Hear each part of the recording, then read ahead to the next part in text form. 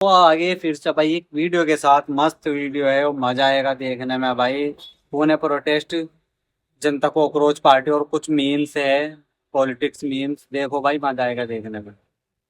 जात पात धर्म सगळं पक्ष सोडून एकत्र आलं पाहिजे। शिक्षणाचा मुद्दा हा राजकीय मुद्दा झाला पाहिजे, राजकीय अजेंड्यावर आले पाहिजे। आमदार खासदार शिक्षणावर बोलले पाहिजे। मंदिर मस्जिदवर समोर जाऊन हिंदू मुसलमान झगड्या नाही लावल्या पाहिजे। छत्रपती शिवाजी महाराज की, डॉक्टर बाबासाहेब आंबेडकरांचा, तरुण एकीचा। हाँ, जय श्री राम बोलेगी तो धक्का दूंगी। क्या चल रहा है इस देश में? इसी देश में जबरदस्ती स्कूटी वालों को रोक के आई लव मोहम्मद बुलवाया जाता है। इसी देश में फिर आरोप लगा दिया जाता है कि हिंदू जबरदस्ती जय श्री राम बुलवाता है। अरे मैंने यहाँ किसी से जय श्री राम बुलवाया नहीं, मैंने अपनी मर्जी से बोला था। मैंने अपनी मर्जी से बोला जय श्री राम। जय श्री राम बोलने पे मुझे यहाँ धक्का दिया जा रहा है। कहाँ से गुंडे आ रहे हैं ये बोला जा रहा है कि आप लोग इजराइल का समर्थन कर रहे हैं। धक्का बात इजराइल ईरान की नहीं है। धक्का क्यों दे रही? हम कोई धक्का नहीं दिया। जब आंटी कैमरा पे आया है, आपने मुझे धक्का दिया है। भाई इसलिए ड्रामा करने हैं। मैं ड्रामा करने नहीं आई हूँ। आपने बोला है, आपने बोला ड्रामा ही बोला, आपने बोला नहीं, जब तुम्हें आपने बोला नहीं कि जय श्री राम बोलेगी मैं धक्का दूंगी। ये देखिए नहीं देना, नहीं देना भाई। आप लोग जय श्री राम के नारे में क्या दिक्कत है?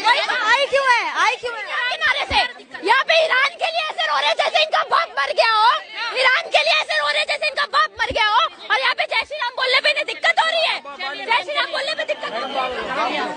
देखिए यहाँ पे जो कहा जाए थोड़ा माहौल इसलिए खराब हो गया था क्योंकि जो एक युवती है उन्होंने जय श्री राम का नारा लगा दिया। बीच यहाँ पे जो ईरान के समर्थन में ये लोग उतरे हुए थे, ईरान के समर्थन में जो जेएनयू वाले छात्र हैं, वो जो जेएनयू के स्टूडेंट हैं, वो यहाँ पे प्रदर्शन कर रहे थे। इसी दौरान एक युवती ने जय श्री राम का नारा लगा दिया। यहाँ पे तमाम लोगों को आपत्ति हो गई, धक्का मुक्की हो गई और बहुत ज्यादा अलग लेवल पे है ये माहौल, यहाँ पे खराब हो गया।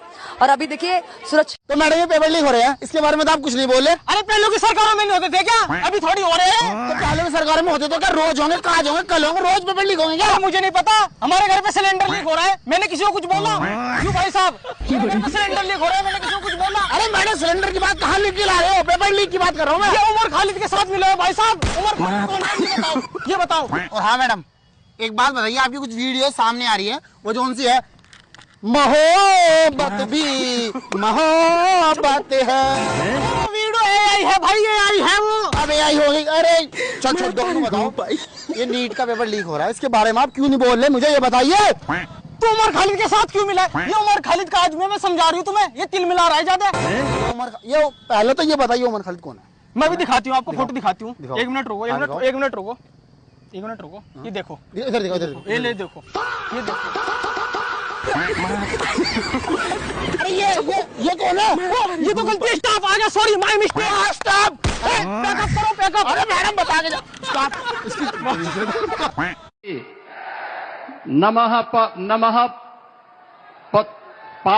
नमः पार्वती पतिये हर हर।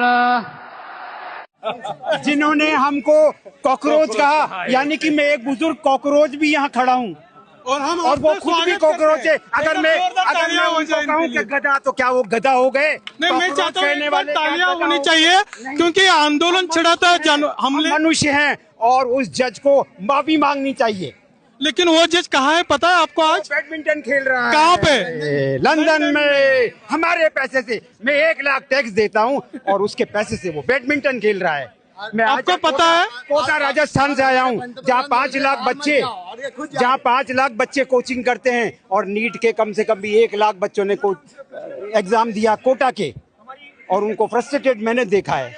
मैं कोटा से यहाँ आया, मैंने कहा देखें अब कुछ न कुछ बच्चों को करना ही चाहिए, ये नहीं तो भारत को तबाह कर देंगे।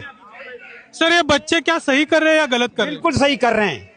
भगत सिंह 23 साल की उम्र में 23 मार्च को शहीद हुए। एक शहीद ने क्या देखिए तूफान ला दिया।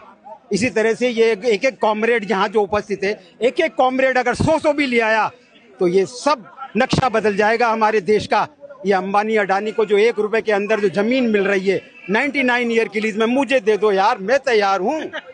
ये हम लगातार हमारी जमीनों को बचाने के लिए आंदोलन कर रहे हैं। ये शाहबाद जंगल 25 लाख पेड़ों का जंगल हम 1.5 साल से बचाएं, मगर ये इतना पैसे वाला बना दिया इसको। टाटा बिरला 10 पीढ़ियों में उस शिखर पे पहुंचे और ये अंबानी अडानी 1 पीढ़ी के अंदर उस लेवल पे पहुंच गए। ये यानी कि भ्रष्टाचार बहुत ज्यादा है इस देश में। मैडम, जो ये प्रोटेस्ट हो रहा है इसके बारे में क्या कहना चाहेंगे आप? ये भारत विरोधी लोग हैं, भारत विरोधी नारे लगा रहे हैं। भारत विरोधी? अरे मैम, ये नीट के पेपर के लीक के उसके में हो रहा है प्रोटेस्ट, क्या बात कर रहे हो आप? अरे नीट तो वैसे ही नहीं पीनी चाहिए, नीट तो नुकसान करती है, लिवर में। आपको पता है किस लिए खड़े हैं लोग? अरे मैम, भारत विरोधी नारे लगा रहे हैं। हाँ, भारत विरोधी है मैम। थोड़ी सी पागल वागल हो गए क्या? पढ़े वढ़े नहीं करी क्या आपने? आप कैसी बात कर रहे हो? श्री राम की भूमि है ये। जय श्री राम। उन्हीं से जाके कर ले बात। ये फंस गया सी मैडम, अब्दुल खालिद मैडम। ये अब्दुल खालिद का सपोर्ट है ये। अब्दुल खालिद कौन अब्दुल खालिद? कौन लगा रहा नारा अब्दुल खालिद का? कहाँ से आ गया अब्दुल खालिद? अरे ये थोड़ी सी यार, अब्दुल खालिद के खिलाफ किसने बोला? मुझे बताओ किसने बोला? ये देखो, ये पाकिस्तान से लोग आ रखे हैं यहाँ पे। कौन पाकिस्तान से? हम तो इंडिया है, हम तो हिंदुस्तान में रहते हैं। कौन कह रहा है अब्दुल खालिद? तो भैया ये मुसलमान वाले दाढ़ी को रखते हैं। केजीएफ में काम करा था ना इन्होंने, केजीएफ। मैंने पहले काम करा था उसमें। अरे तो ये इनको टीका लगाना चाहिए ना हमारी तरह। देखो हम टीका लगा के आ रहे हैं। जय श्री राम। हमने भी टीका लगा लिया। हो गए। लो ये भारत विरोधी लोग हैं। भारत विरोधी ये बिल्कुल भी भारत के सपोर्ट में नहीं है। ये बहुत लंबी कैसे ठीक उसी तरीके से हर दाढ़ी बढ़ाने वाला रविंद्रनाथ टैगोर नहीं हो जाता। ये याद रखिएगा आप बात को। महंगाई पर कोई चर्चा नहीं है, बेरोजगारी पर कोई चर्चा नहीं है, और जिस देश का प्रधानमंत्री झूठ बोलता हो, आप उससे क्या उम्मीद लगा सकते हैं कि देश में क्या अच्छा करे? एक पॉकेट मार जो है ना, वो बस में भी 1-2 लोगों का पॉकेट मारता है। अगर सबका मार लेगा तो पता नहीं चल जाएगी कि वही पॉकेट मार है। ये भाई आप अपने बटवालों में मोदी नहीं हो, मैं मोदी है। यही काम मोदी जी कर रहे हैं, जनता को हिंदू मुसलमान पाकिस्तान में उलझा के उसकी जेब पर डांका डाल रहे हैं और कोई काम ही नहीं कर रहे। ये कहेंगे मोदी जी से कि मोदी जी मुझे रोजगार चाहिए, ये कहेंगे उधर देख पाकिस्तान हम पे अटैक कर रहा है, ये कहेंगे मोदी जी महंगाई बहुत हो रही है, इधर देख हिंदू खतरे में है, ठीक है। और ऐसा करते हुए उनका बटुआ निकल जाएगा। चोरों को आपने साहूकार बना दिया, ये आप समझिए। प्रधानमंत्री सुबह उठते सिर्फ झूठ के अलावा कुछ और काम ही नहीं करते। सबका साथ सबका सत्यानाश है। इलेक्शन कमीशन तो भाजपा का प्रवक्ता है। अच्छा, ज्ञानेश कुमार प्रवक्ता है? ये बिल्कुल बीजेपी के प्रवक्ता हैं, उनको तो कहना चाहिए कि वो बीजेपी के प्रवक्ता हैं। चाचा आपका बटुआ कहीं नहीं जाएगा, यहाँ मोदी नहीं आया हुआ, टेंशन मत लो आप, बटुआ कहीं नहीं जाएगा। स्वागत है आपका द हिंदी टॉप में। मैं हूं आपके साथ अहमद समीर। दोस्तों, इस वक्त हम दिल्ली के रामलीला मैदान में मौजूद है। ये बहुत ऐतिहासिक रैली है जो आप मेरे पीछे देख सकते हैं, बहुत ज्यादा भीड़। जब देश में सब चंगा सी है तो फिर वोट चोर गद्दी चोर का नारा क्यों? आप मुझे ये बताइए, देश में क्या चंगा है, मुझे आप ये बता दीजिए। सब बढ़िया है, मोदी सरकार कहती है सब कुछ सही चल रहा है। एक बात आप मुझे बताइए, किसी देश का प्रधानमंत्री ये कहेगा कि देश में हालत खराब है? एक बात आप मुझे बताइए, आप देश की राजधानी में खड़े हैं, खुद आप यहाँ देख लीजिए कि दोपहर के 3:30 हो रहे हैं। 3:30 बजे क्या स्थिति है आप ये देख लीजिए। सूरज नहीं निकला हुआ, ये ठंड नहीं, अगर स्लिप्स भी ऊपर नहीं होती, ये ठंड नहीं है, ये पॉल्यूशन है। और अब आप ये सोच लीजिए कि अगर आप दिल्ली की आबो हवा में सांस ले रहे हैं तो भारत माता कौन है? भारत माता इस देश की माता है। बोलो कौन है? ये देश है, इसको भारत माता की तरफ आपको पता है? ये जिस मिट्टी के अंदर दफन होते हैं वो मिट्टी है। देश में अगर लोग नहीं रहेंगे तो भारत माता कौन होगी? भारत माता सड़कें हैं क्या? हम देश के लोग भारत माता है। जितने भी पाकिस्तानी प्रेमी उनको पाकिस्तान शर्म आने की वो बात है है। भारत माता। शर्म आने की बात है। आपको भारत माता का पता नहीं है। शर्म आने की बात है। भारत माता का मजाक बना रहे हो तुम। भारत माता का मजाक आप बनाते हैं। आपको भारत माता का मतलब पता है? धांधली हो, परीक्षा में भी घोटाला हो, तो फिर हम क्या कर रहे हैं? पहले ही समस्या थी कि शिक्षा को परीक्षा के बराबर मान लेते हैं हम, और वो जो परीक्षा इसका केंद्र बन गया है गलती से, उसमें भी अगर कमियां हो तो फिर जाएं तो कहां जाएं ये बच्चे। तो इसलिए ये बिल्कुल जरूरी है कि ये जो परीक्षाएं हैं, पैमाने हैं, मापक हैं, इनको सही किया जाए, और इसमें जो गलत है हो रहा हो तो उसकी जवाबदेही मांगी जाए, जिम्मेदारी मांगी जाए, जो कि आप सब करते हैं।